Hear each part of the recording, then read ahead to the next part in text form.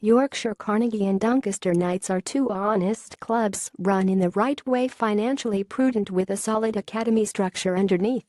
Carnegie, of course, have been there and done it when it comes to playing at the top table of English rugby, but now in their seventh season of exile, they appear further away from a return to the Premiership than ever before.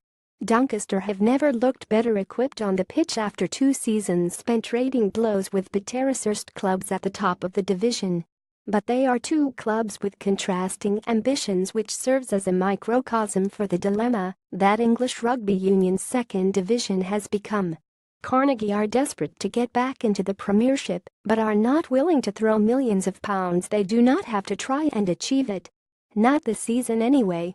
Carnegie want the long-whispered proposal of a ring-fenced 14-team top tier to come to fruition.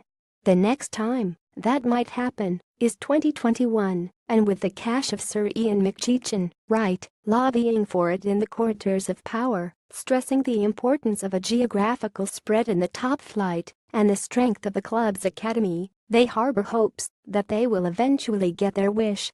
They cast the net for fresh investors last month, with the sum of £8 million required over the next 3-year period to help them not only try and win promotion, but maintain the standards they continue to set as a professional operation. Quite where that money will come from is anyone's guess, and quite what the end game will be if such finances are not forthcoming is a scenario Carnegie's directors do not want to contemplate.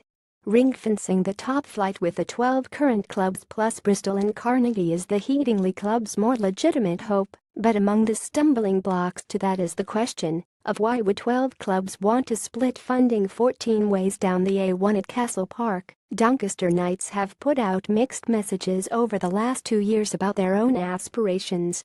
The first season in which they shocked the division by reaching the championship playoff final with Bristol, the noises were positive about them hosting Premiership rugby should something that had hitherto been unthinkable play out.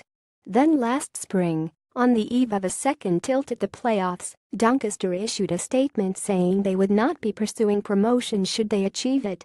That statement was pretty damning and summed up the state the championship finds itself in. Having previously looked at promotion, we feel it's simply unaffordable and out of our reach in the current structure and financial arrangement for pro rugby union in England, read the director's statement.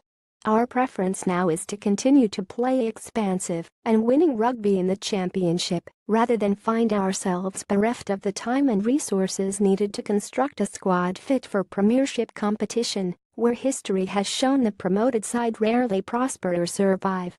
The club's priority has to be to guarantee the continuity and employment of our squad. They were not alone. Ealing Trailfinders, another semi-finalist, said the same. It is understandable why leverage your future on one season when you know you are going to come straight back down. Just look at London Welsh, who are no more. So what we are left with is a 12-team second tier with only 2 clubs seeking promotion. Premier Rugby have muddied the waters further by increasing the Premiership A-League fixture list from 6 to 10 games in a bid to step up the intensity of what is a meaningless competition and create a better bridge between reserve and Premiership rugby. It is a mess of a situation and, quite frankly, disrespectful to the 12 clubs in that division, Rotherham Titans included, that are looked upon so unfavorably by the governing bodies. There are any number of solutions: a fair distribution of wealth among the top 24 teams, the ring-fencing of the top 14, and a franchise system akin to the one Super League used.